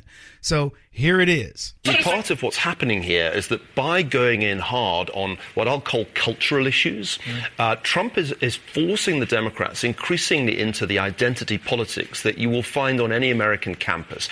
This doesn't resonate with middle America at all. No. And if the Democrats nominate a left-of-center candidate like, say, Elizabeth Warren, I think they could lose. I agree. And so there is a scenario in which Trump, if he survives the investigations into the Russian meddling in the election, which I think he will, I think that will not be Watergate, could be positioned for re-election. Now, well, thank you for that, Niall. Welcome back, everybody. Kevin Jackson here. Niall Ferguson, Brit, trying to become an American, who's giving his take on things, and he's exactly right about that. What's funny about it to me, though, is he's talking to hardcore lefties, because Brits don't know what else to be anymore. Most of the world knows no other alternative except leftism. And so they're still looking at the idea of Donald Trump through the prism of old politics. He stands a chance if he does certain things and remains very true to the core of American values and blah, blah, blah, and this, that, and the other. And Elizabeth Warren, she will struggle because she's going to struggle because the Democrats don't have a message. She's going to struggle because Donald Trump has already got people back to work. Donald Trump is forcing the left to deal with these race, these class issues, these gender issues, and confront everything that they supposedly have been fighting for. You want to fight for women's rights? Okay, then why do you get mad when we pick on them? How are you going to fight for somebody's rights and continue to fight for their rights when they're equal? Well, are they equal or are they not? You're going to fight for black people's rights even when they're wrong? Oh, by the way, black people went and disrupted an ACLU meeting. Talked about that the other day. The Democrats are so out of touch. Folks, this is the only possible outcome. I want you to hear me. Hear me good. Hear me good. Sound like Robert Burr. Hear me now. So here's what I want you to hear. You cannot take a hodgepodge group of people who are nothing more than self-indulgent lunatics. I'm La Raza. I care about Mexicans. I'm BLM. I care about blacks. I'm Antifa. I don't like fascism even though I'm a fascist. I'm part of the women's movement. I hate men, particularly black men who commit a lot of crimes against me and whatever. I hate white men. I'm a misandrist. I just hate men. Oh, then there's the feminist men's organization and other feminist groups that don't buy into that nonsense. Then you've got the Holly weirdos who are mad at this. You've got the LGBTQ who says religion sucks and yada, yada, yada. And so look at the cross section of all of these different groups. I wish you could do like bubbles and you say, okay, what does Antifa stand for? What does BLM stand for? What does this group, Occupy Wall Street, stand for? What does the anti-war group? And then look at the amount of overlap. That we used to do these bubbles and when we would put these presentations together for companies. And you'd look at all the different divisions in a company and say, what do you stand for that represents the core values of the company? And so when you do these overlap of bubbles, there's hopefully a big circle in the middle, big area in the middle where they all overlap. Like we all want profitability for the company. We all want the company to be successful. We all want the company's brand to be better, whatever. And so look at that from the perspective of a management consultant and ask yourself, what's the overlap with the blacks in La Raza? The only overlap is we hate the Republicans. And they don't even have an answer as to why. La Raza says, because they won't let in illegals and we can't get more power. Blacks say they hate the Republicans because why? Because we've been told to. So they don't even have a common reason for hating the Republicans, but they hate the Republicans. They hate conservatives. The LGBT hates conservatives because they say they're too sanctimonious, they're too religious, but there's a religious element to the LGBT. They claim they're religious and so on and so forth. So you get what I'm saying? You put all that together and you will barely have something to, if you started out with thought bubbles that are 6 inches in diameter, okay? 6 inches across, circles. You'd be lucky to find something the size of a BB. as the Bible saying goes, you'd have a better chance of getting a camel through the hair of a needle or a mustard seed, something like that. The point is, there's nothing. You might get a BB, and that BB would be, we hate the Republicans. So that's their common thread. Now you look at any group within the conservative movement, people that want to audit the Fed, people who want fair taxes, people who want accountable government, and people looking at wasteful government, and put their thought bubbles together, and you know what you'll have? Dang near an overlap in thought bubbles. Not thought bubbles, but you know what I'm talking about. And that's the beauty of who we are. And Donald Trump is glaringly pointing out, oh, you want to take black folks who want to take a knee over America. Oh, I get it. Oh, you want to protect womanhood over America. Oh, I get it. Oh, you want to protect Muslims over Americans. Oh, I think I understand. Oh, you want to protect illegals over Americans. I think I understand. And what this guy's saying is he's backing these guys into a corner. He's forcing them. You take your special interest, you put it up against the flag of this nation, the blood that red represents, right? Those 50 states that represents everybody, because 50 states don't represent La Raza and BLM and all that. It represents one America. Put it up against us. Let's see how you do. And they don't get it. They're not going to win otherwise. Anyway, look, we got a lot to talk about. I want to cover one final thing on this Weinstein, because I think it's important and I don't want you to forget it. Back in a bit. This is the Kevin Jackson Radio Show. Do you owe back taxes to the IRS or state? The secret to avoiding the IRS nightmare is to seek professional representation. My friends at Security Tax Associates provide the most cost-effective and ethical representation in the industry while helping to avoid seizures, levies, and wage garnishments. Security Tax Associates is here to ensure that the appropriate steps are taken to permanently eliminate any possibility of future tax burdens once and for all. For a free, no-obligation consultation, contact Security Tax Associates, 844-779-4177. That's 844-779-4177. 844-779-4177. Or visit them at securitytaxassociates.com.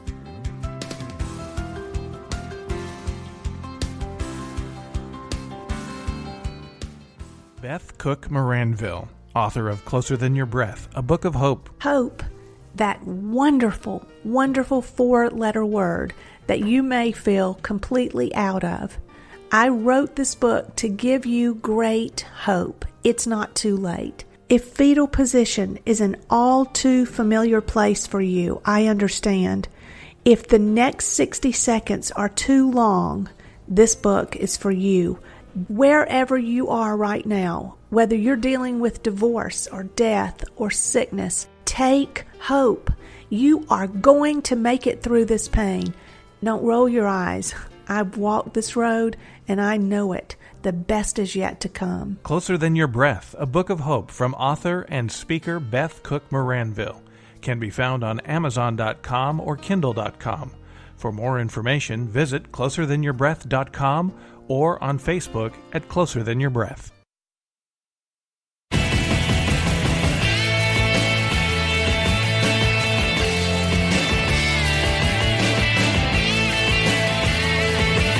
This is the Kevin Jackson Radio Show.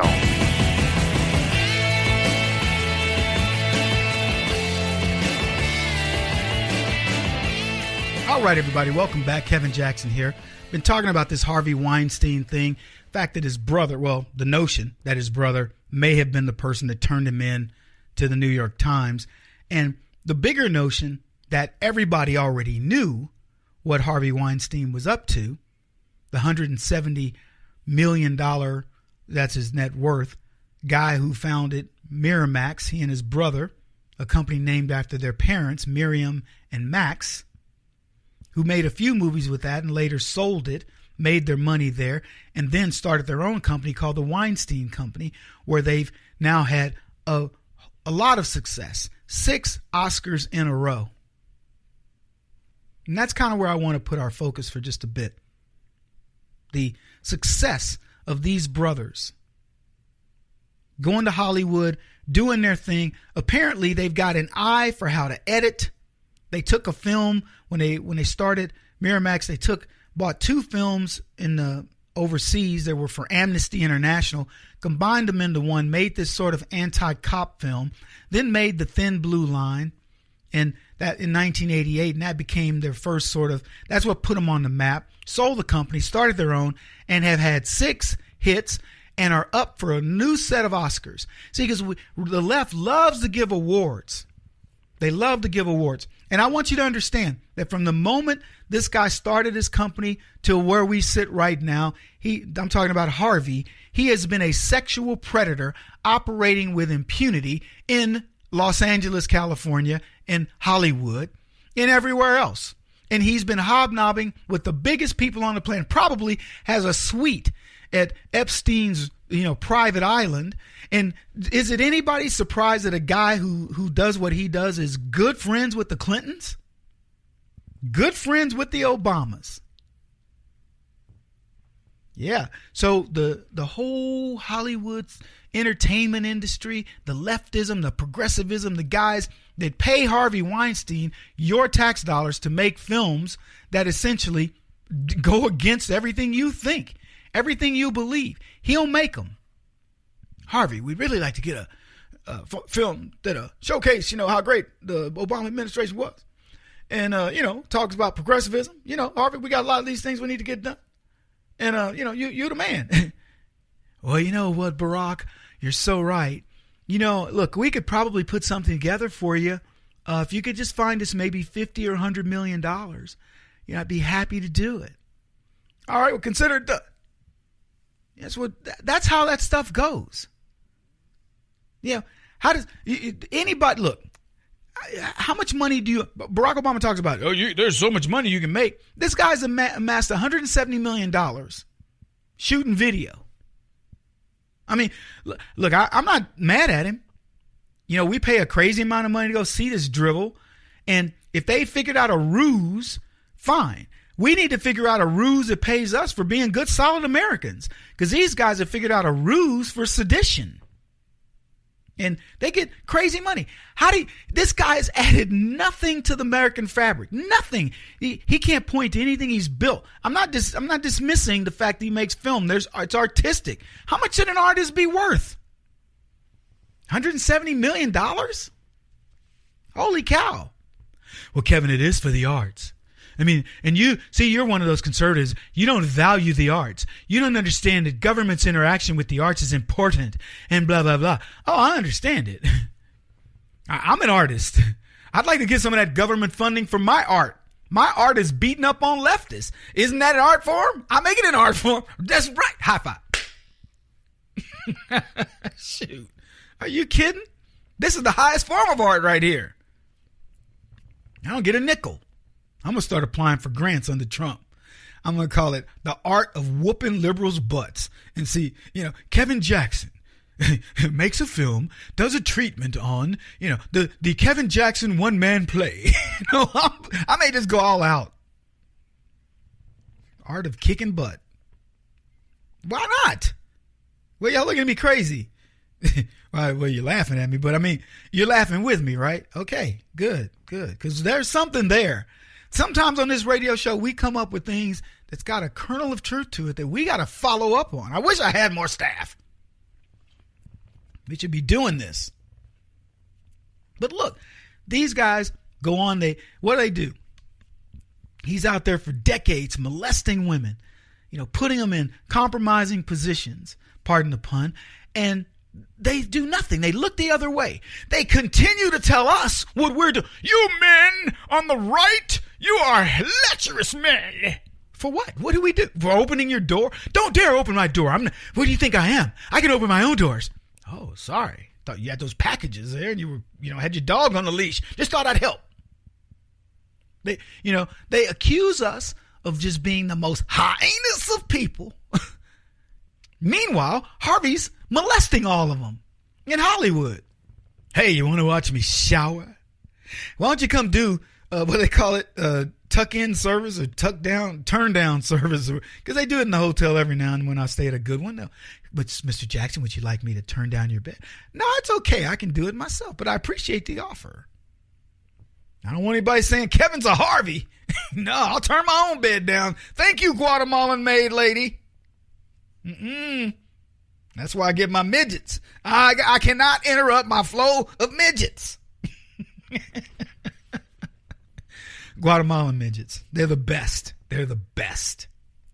So anyway, Weinstein's got the most successful production career going in contemporary Hollywood. He wins 6 Best Pictures, lends his name to dozens of other critically acclaimed films and television shows. This guy can pick winners.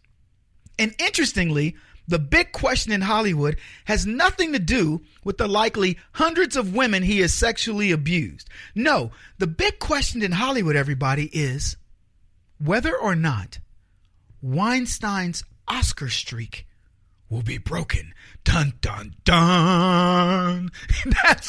That's the big question in Hollywood. Page 6 reported, Hollywood insiders are taking side over whether Harvey Weinstein's sexual harassment allegations will spell the end of his Oscar-winning streak. The horror! This year, the Weinstein Company has 2 films that could be potential awards bait. Wind River, starring Jeremy Renner, and The Current War, with Benedict Cumberbatch as Thomas Edison and Michael Shannon as George Westinghouse. But one Oscars insider predicts the industry will turn its back on Harvey after his sexual harassment allegations.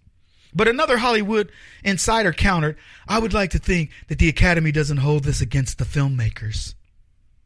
Folks, it's about the art.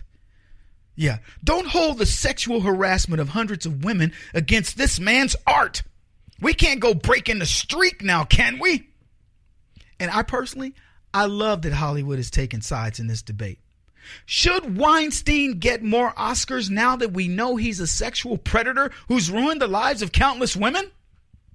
We'll take a commercial break and we'll be right back. And they wonder why I call them Holly Weirdos. Seriously. This is a discussion. What would we be discussing? And I'll leave you to think about that during the break.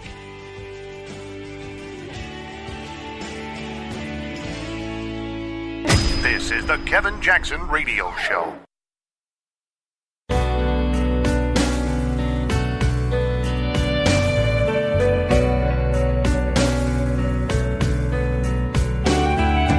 This is the Kevin Jackson Radio Show. The Senate Intelligence Committee investigate news outlets and I guess this quest to go after fake news. Does he value the First Amendment as much as he values the Second Amendment? Absolutely. The president is a incredible advocate of the First Amendment. But with the First Amendment, you have, hold on, I allowed you to finish.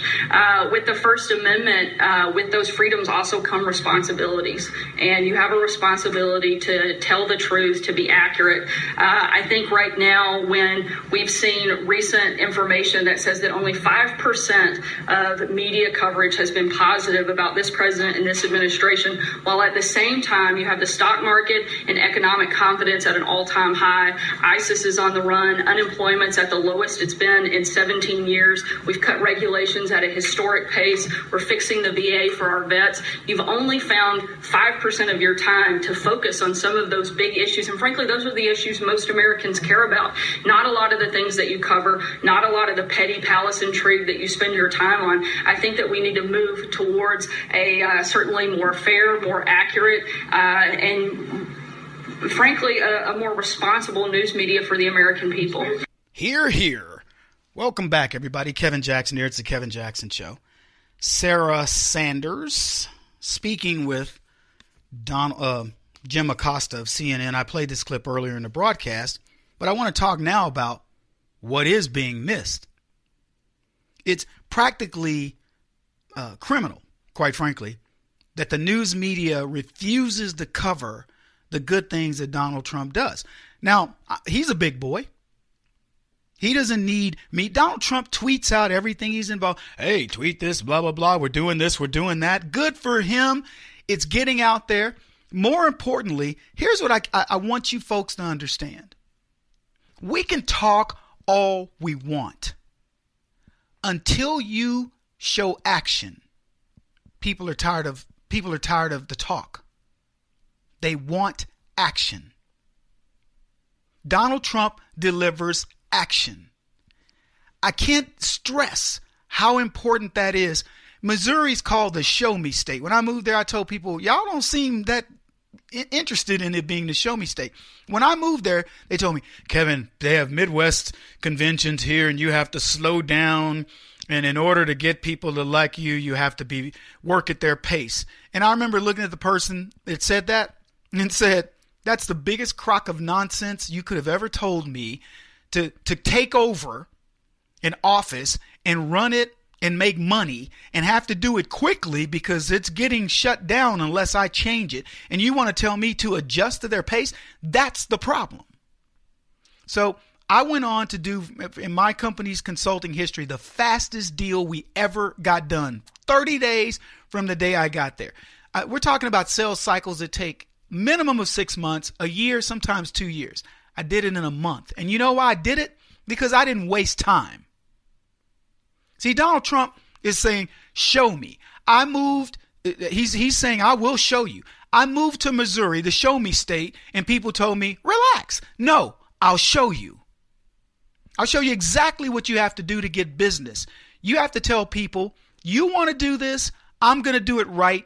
You can trust me or not, but you can waste time, continue doing it the brute force way you're doing it, or I can come in and save you a lot of money. You make up your mind.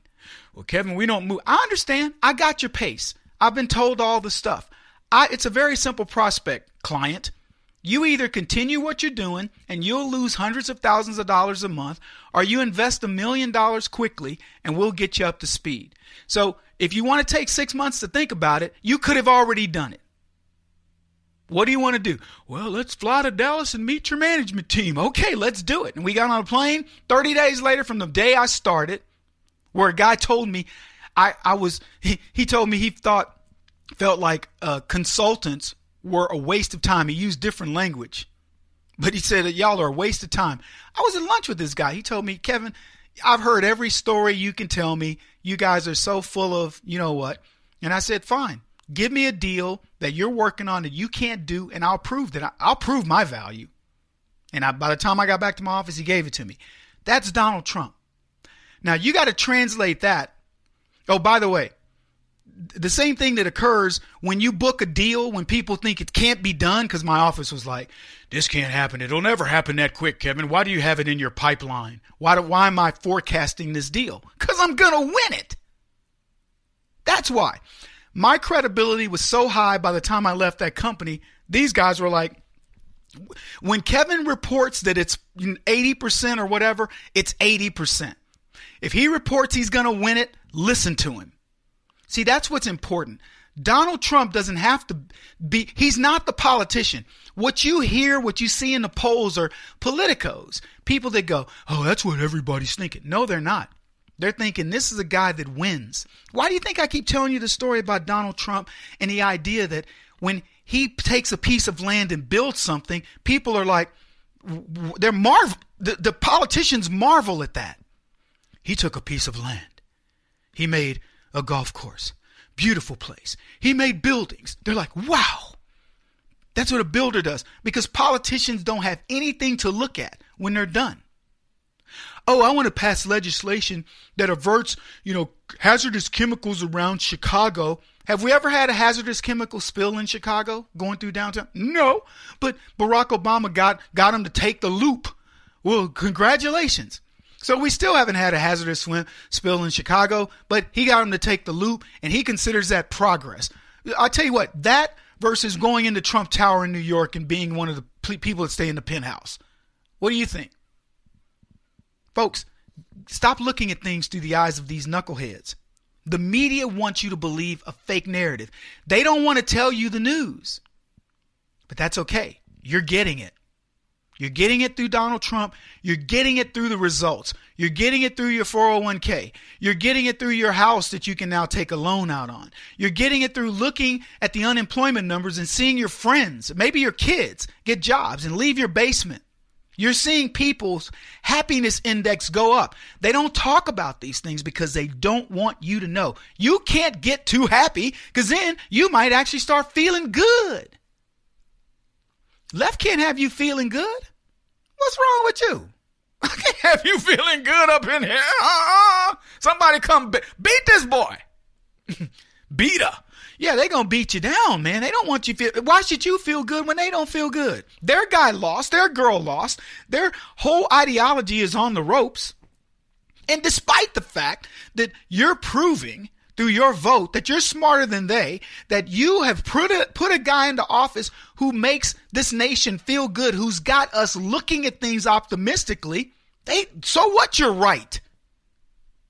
What you're telling me, dude, is I'm wrong and I don't like being wrong. Why you going to go doing all that? Well, dude, I'm just thinking, if you get a job and you can actually take care of your kids, or you can actually do something productive, maybe you could actually go do your own rap label. Maybe somebody else can go start a business for themselves. Maybe you can become a hairdresser or a nail tech or whatever it is that you've chosen to do because Donald Trump is helping you. That's what I'm shooting for. Yeah. Like I said, you trying to make me all wrong up in here. So 1,000 ISIS troops surrendered to coalition forces.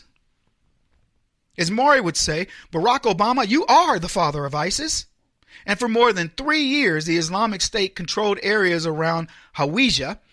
Under the careful, watchful eye of the family, the Obama administration, ISIS grew in both numbers and in power and just started taking over whole swaths of Iraq. And for years, all the world heard was news of ISIS taking control of one region and destroying another. Coptic Christians, regular Christians being killed, women and children being raped, put into Islamic slavery. And you heard very little. Now ISIS finds itself on the run. They're leaving the media with nothing to report but ISIS tales of loss and defeat. And they say nothing. And this latest humiliation for ISIS came in the battle to take back Hawija, their last stronghold. And this story comes from the Jerusalem Post. And they say the battle to take Hawija began along the Tigris River west of the town. Iraqi security forces, including the Federal Police, the 9th Armored Division, the 16th Infantry Division, elite counterterrorism forces, units of the Hash al-Shabib, or Shia militias, all attacked ISIS from positions near Sarqat. What was with overwhelming force and tens of thousands of forces backed by armored vehicles and U.S.-led coalition air power, the Iraqis proceeded to decimate ISIS. So what we're talking about here is a coordinated military effort based on winning, and as President Trump said, to eradicate ISIS from the face of the earth. And 1,000 of these suckers decided that they were going to surrender. They turned themselves over to the coalition troops. Now, because of this victory, the military estimates that over 4 million Iraqis were liberated and approximately 16,000 square miles were freed. Now, this all happened, and unless you're really into the news, you didn't hear about it. This is just amazing to me. We'll be back. Kevin Jackson on the Black Sphere Radio Network. Do you owe back taxes to the IRS or state? The secret to avoiding the IRS nightmare is to seek professional representation. My friends at Security Tax Associates provide the most cost-effective and ethical representation in the industry while helping to avoid seizures, levies, and wage garnishments. Security Tax Associates is here to ensure that the appropriate steps are taken to permanently eliminate any possibility of future tax burdens once and for all. For a free, no-obligation consultation, contact Security Tax Associates, 844-779-4177. That's 844-779-4177. 844-779-4177. Or visit them at securitytaxassociates.com.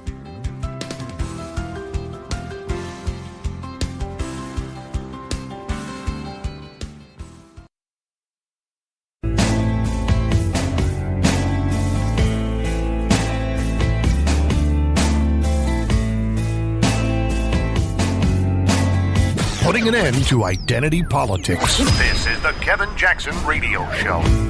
Welcome back, everybody. Kevin Jackson here. If you live in California, I have a word for you. In the spirit of Joe Biden, leave now. Some of you will get that. Look, this place has gone nutty. The first sign, well, there's been many signs, but one of the signs was when you voted back in Jerry Brown. Moonbeam. I mean, the guy is well past his expiration date. I don't understand why these old white Democrats believe that they should be in charge of people. They're feeble. I mean, for all intents and purposes, Jerry Brown has brain cancer. The things that this man proposes are beyond ridiculous. And this one that I'm going to tell you about, you probably heard about it, is the HIV legislation. I call it Don't Ask, Don't Tell. While California, I don't know if you guys are aware, they're experiencing a hepatitis A outbreak. It's claimed 17 lives. They say it hasn't peaked. It could take more than a year to abate. It's a contagious, liver-damaging illness. 568 people have been diagnosed with it since November, mainly in San Diego, Santa Cruz, and LA counties. The outbreak occurred, in my opinion, due to the influx of illegals. But don't think California is going to admit to this, because that potential fact could validate President Trump. President Trump talked about, what happens when who do you have coming across the border? You got villains, drug dealers, sex traffickers, you name it. And you also bring disease. What's funny, if you ever go through customs, I was in Paris not long ago, and you go through customs and they ask you, you got any fruits? No, I didn't bring any gays with me. No, they ask you, do you got any fruits? You got any, animals or whatever? So they want to know. Does the logic of this hit leftists? That if they don't want me to bring in a fruit, they probably don't want me letting people sneak across the border, bringing whatever they bring. Look, this is a direct result of the illegals coming into this country. I talked about this on Sean Hannity's show, and he was like, Kevin, how many cases of scabies? I'm like, I don't know how many cases of scabies. Here's what I can tell you. I hadn't heard scabies in a long time until they brought in 60,000 kids from South America and Central America. We hadn't heard about it. Suddenly there's a new outbreak of measles in America. Where do you think it's coming from? We eradicated all this stuff. We are not third world, despite what Barack Obama tried to do. So it's directly tied to this. And I think Donald Trump should quarantine California and build a wall on the California border in the United States. Because I don't want any of these things. I don't want scabies. I don't want hepatitis A. Anyway, this is an article in LA Times, and what I really wanted to talk about, which is Jerry Brown, Moonbeam, signed a bill that lowers from a felony to a misdemeanor the crime of, get this, knowingly exposing a sexual partner to HIV without disclosing the infection. So you could go out, get into a relationship with somebody and expose them to HIV knowingly, and they say, oh, it's no big deal. Yeah, it's just, chlamydia. And they say the measure also applies to those who give blood without telling the blood bank that they're HIV positive. Do you want to get blood in California? Unbelievable. And here's the rationale. Modern medicine allows those with HIV to live longer lives and nearly eliminates the possibility of transmission. Unbelievable. Folks, Californians are dangerous. Here's what they said about it. Today, California took a major step towards treating HIV as a public health issue instead of treating people living with HIV as criminals. This is what Scott Wiener said in a statement. I don't know if he's any kin to Anthony Weiner, but we can check that out later. Yeah, isn't it interesting that Wiener is the one that's proposing this legislation? They said HIV should be treated like all other serious infectious diseases. And that's what SB 239 does. A public health menace, and Jerry Brown touts the science of it. Modern medicine. What happened to if we can just save one life? That's always what they talk about. And as for criminality, if a person who knowingly gives a potentially dangerous disease to somebody is a criminal, at least that's how I see him. But the law goes all Comey on you, which is really dangerous. Now you're going, Kevin, what are you talking about? It goes all Comey. Well, here's what I'm talking about.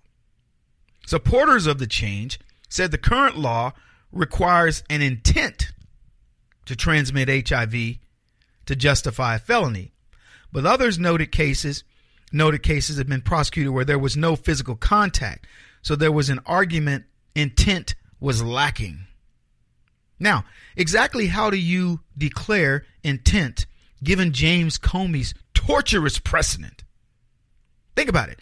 Hillary Clinton hit a server, hired a separate IT staff, sent classified emails, and we know the content of some. She then deleted 33,000 emails before turning over the other emails to the Justice Department and bleached bitter hard drives. Finally, she destroyed cell phones with hammers. But Comey determined that Clinton had no intent to obstruct justice. So what are we mere mortals going to be dealing with? If you can't convict on that, I mean, what chance do we stand? Man, this is amazing to me, folks. They said Brown declined to comment, and I'm sure he won't. Who's he got to report to? But here's the real irony. While Governor Moonbeam downgrades HIV from a deadly disease to a nuisance, the CDC upgraded gonorrhea to potentially deadly. Did you guys hear about this? According to the World Health Organization, data from 77 countries show that antibiotic resistance is making gonorrhea, a common sexually transmitted infection, much harder and sometimes impossible to treat. The bacteria that causes gonorrhea are particularly smart. Every time we use a new antibiotic to treat the infection, the bacteria evolve to resist them, says Dr. Theodora Wee, medical officer of the human reproduction at WHO. So the notion of downgrading HIV to me is ridiculous. Look, diseases morph. They change. You can't take something that's deadly and go, oh, it's no big deal, any more than you can take something that's no big deal and go, it'll never evolve. Things evolve. And it's evolving because of the way we as humans have evolved. So what is this? What are we talking about here, folks? Let me just break it down for you. This is the gay agenda. See, further legislation like this is the very reason that HIV and AIDS became one of the most deadly STDs in history. And I wrote about this a while back. There was a thing that said, a marketing thing that said, sex doesn't cause AIDS, a virus does. See, AIDS was first identified in the United States in 1981. And about the time when this was in 2013, the numbers I had was about 1 million, just say 1.1 million people had been diagnosed with AIDS, and close to 600,000 of them had died. In 1983, there were only 1,500 cases of AIDS diagnosed in America, but the infection rate was doubling every month. The gay community got engaged in a campaign of intimidation against anybody that would label it sexually transmitted. So the Stonewall Gay Democratic Club in San Francisco was one of the more powerful political groups at the time, and it promoted the slogan, sex doesn't cause AIDS, a virus does. Well, it wasn't true. And it was all meant to, don't criticize the gay lifestyle because we go out and have promiscuous sex in bathhouses with anybody, anytime, anywhere. Don't do it. Look, I don't give a crap about your sexuality until you start legislating with it. And that is exactly what's happening here now with a disease that nobody wants. Look, stigmas aside, You don't want HIV. I don't care what the medicines are. Brown's legislation is LGBTQ lifestyle marketing part 2. This type of legislation is reckless and it's dangerous, and you people in California should be ashamed of yourselves for allowing this type of thing to happen. You should be voting these fools out of office. This is not only protection for you, it's protection for the rest of the country. He won't stop until he's the top-rated radio talk show host in America. What kind of weird competitive freak are you? This is the Kevin Jackson Radio Show.